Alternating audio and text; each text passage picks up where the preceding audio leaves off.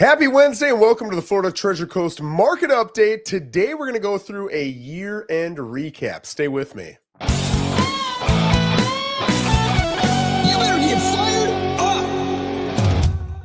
Happy Wednesday, guys. Good to see you. I'm here every single Wednesday with a market update for you here on the Treasure Coast, specifically Port St. Lucie. We're here every Wednesday at 11 o'clock, so you can get the latest and greatest information, and hopefully the goal is you can become the most educated buyers and sellers in this market, right? That's what we want. So today I'm going to share some stats with you to show you what happened in the Port St. Lucie market so that you've got a good feel for what's actually going on. It's also kind of a cool thing to do because we can see where we're at the beginning of the year, which allows us to see what 2025 actually looked like when we hit the end of December. So it's kind of cool for a couple reasons. So I'm going to share my screen here. Give me 1 second. And I'm going to pull up some statistics. And these are stats that I pull every single Monday. Here we go. For my team, and we look at where we're at as a market so that they are the most educated agents in the market.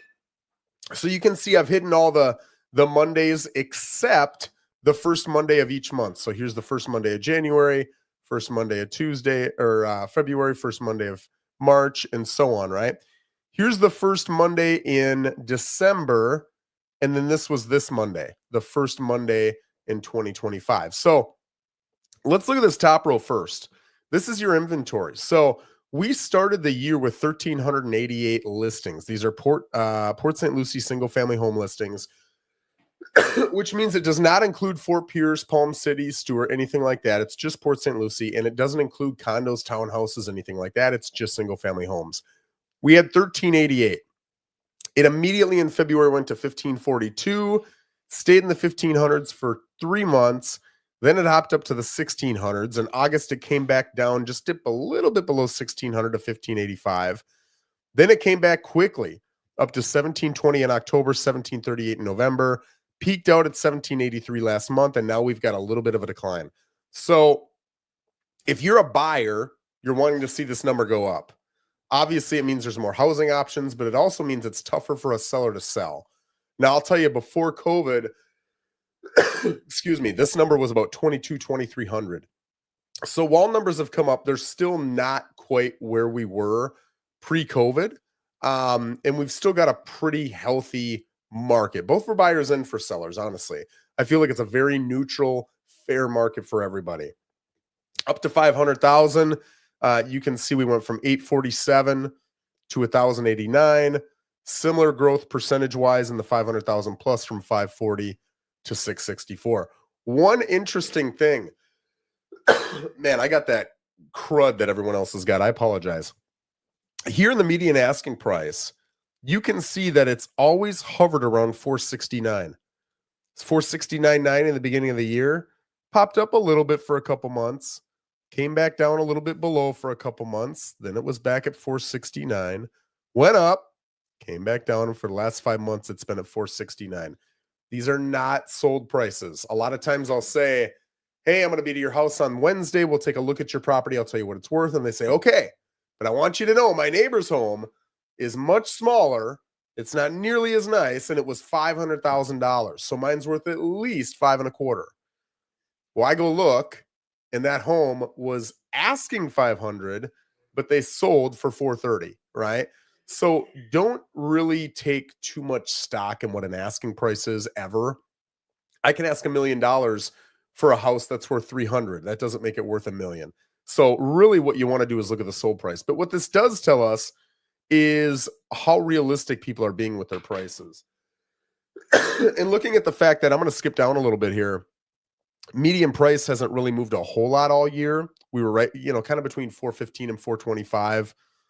This one exception, we dipped below. I don't know why that dipped below. I'm guessing there was a blip in that data somewhere. But otherwise, all of these are 415 to 425. Now, this Monday, we dropped below by $2,500 to 412.5.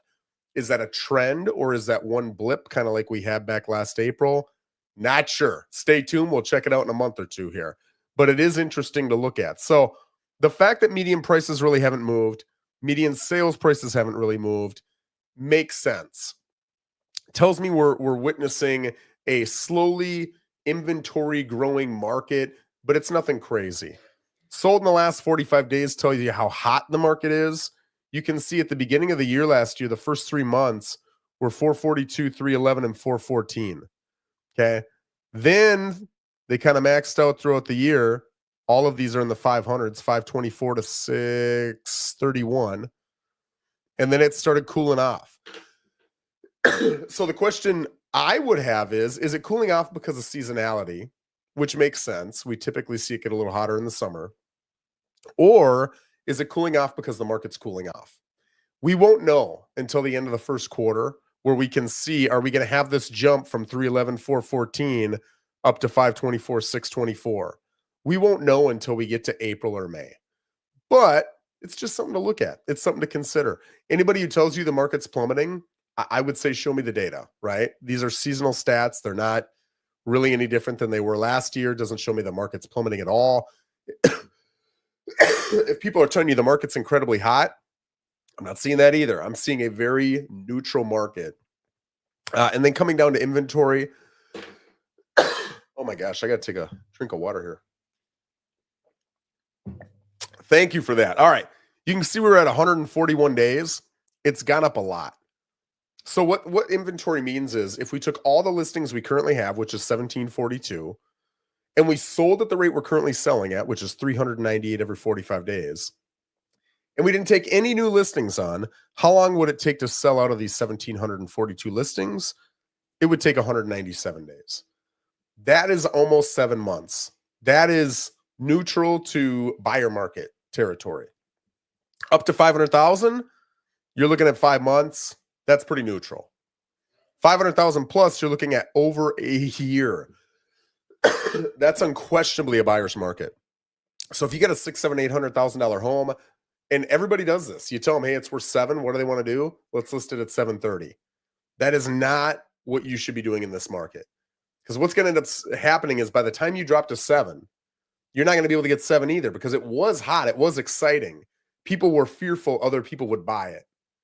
They're no longer feeling that because it's been on for 30 days, 60 days, whatever, the time it took you to drop your price. Now you're going to get 680, 690. So you want to price your home right from the get-go. There's a lot of people who think they understand negotiation, but really if you look at the data, if you look at what truly drives you getting the highest price, it's presenting it well up front, marketing the crap out of it up front, and really pricing it right up front. So if you're in that 500,000 plus, that could not be more true in this market. So guys, there you go. There's a little snapshot of what we got going on this year so far in the Port St. Lucie market. If you've got any questions or anything you'd like me to delve into in future market update movies, videos, feel free to put it in the comments and I'm happy to do so. Guys, again, every single Wednesday we're here at 11 o'clock. Love to see your smiling faces. Have a wonderful day.